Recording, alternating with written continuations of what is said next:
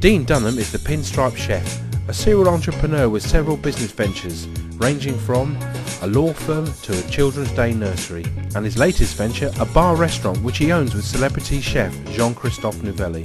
Dean is no expert chef and certainly doesn't have a great deal of time on his hands. Meet Mrs. Dean. No, that's my boss eye. I didn't mean to. I was actually looking at Dean. Like Dean, she has a full-time job alongside being a mother of three.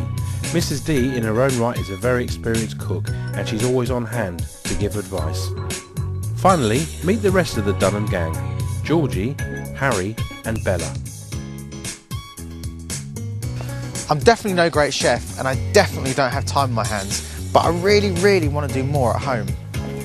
I've therefore devised a series of great tasting dishes. They're all really easy to make and they're all easy to find the ingredients for. You can buy them at any supermarket.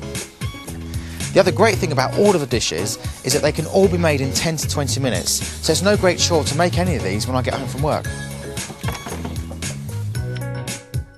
Okay, so all the basic equipment you're ever going to need to cook all the dishes that I'll make is here. So we've got some oven gloves, very standard frying pan, spatula, kitchen knife, tablespoon and teaspoon, great for measuring lots of things, don't need any other fancy stuff for that. A standard cup, which we can measure things with as well.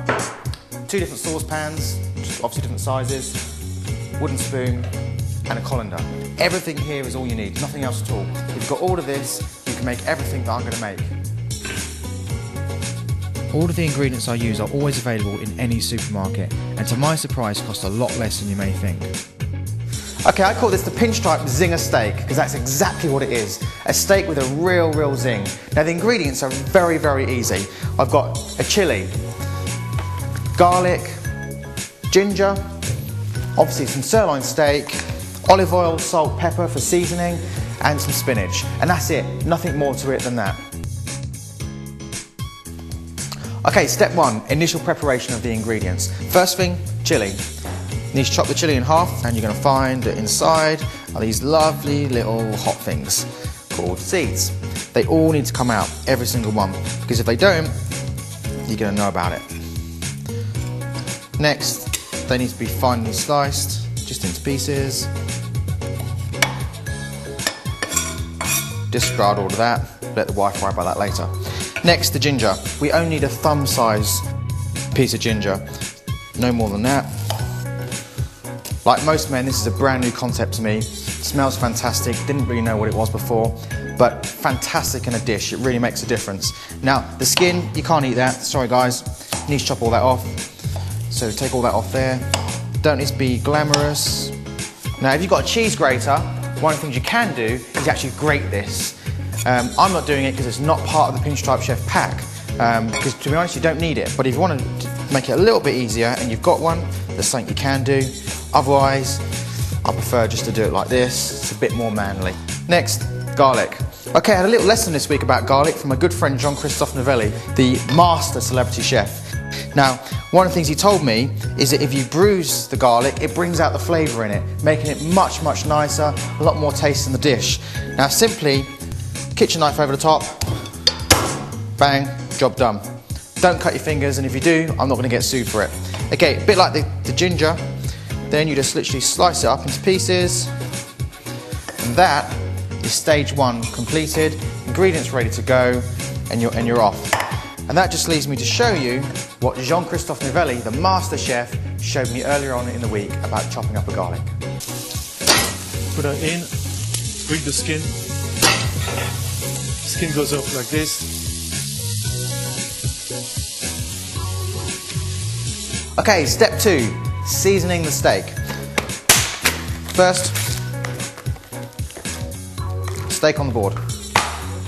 Okay, for this, we're going to need your teaspoon, knife, olive oil, salt, and pepper. That's it, nothing else. First thing to do, olive oil. We're going to need 1 teaspoon of olive oil on each side. Once you've done it on, rub it in like that. Next, salt.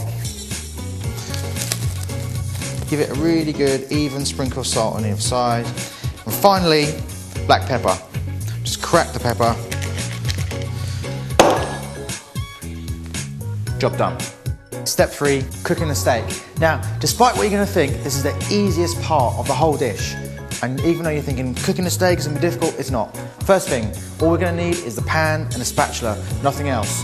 The pan has got to be really, really hot before you put the steak in there. That's imperative, so leave it on there for a minute just to get hot, let the steam come off it, and do not put any olive oil in there. That's a mistake, and even I know not to do that. You've put it on the steak already. So when the pan's really, really hot, you can now put the steak in, and it's ready to go.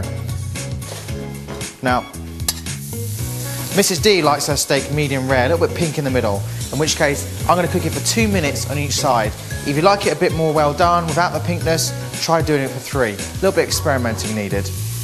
Last part of step 3, take the steak, literally put it on the plate and just leave it there to rest. And that's it, step 3 done. Throughout the series, myself and the kids will be establishing a small herb garden where, with help of Jean-Christophe Novelli and leading herbalist Roger Tabor, we'll learn more about the ingredients we use in the recipes. Step 4, we're now cooking the spinach. Some people cook spinach in hot water, some people steam it, some people put it in the microwave. The Pinstripe Chef fries it, it tastes better. So when that's ready to go, good handful. Okay. Finally, when it's all cooked down and it's that sort of consistency, it's ready to plate up. And that's step 4, done. Okay, step 5. The initial ingredients we chopped up, I put them all in the cup and they're all there. What I now need to do is fry them and just give them a little bit of cooking. Now, I've just finished cooking the spinach in the frying pan. Now, what we need to do is literally tip it on its side so you've got right up in the corner and pull that in there. And you'll know it's hot enough because it'll be sizzling. And again, we don't need to overcook this. Now, just put that aside for a second. Next, the steak.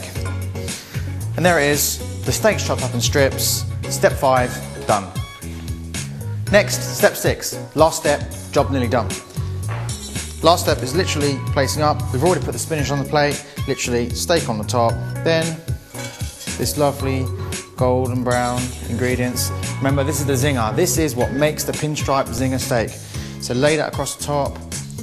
You're going to need to almost paint it on. Spread it all out. The pinstripe zinger steak. Beautiful dish and a beautiful mess.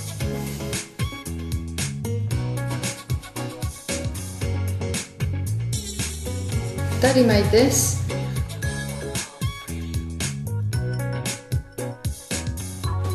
Well, that was surprisingly easy, and the kids and Mrs. D loved it. Next week I'm making the family a pinstripe spaghetti with a real big difference, so don't miss that, will you?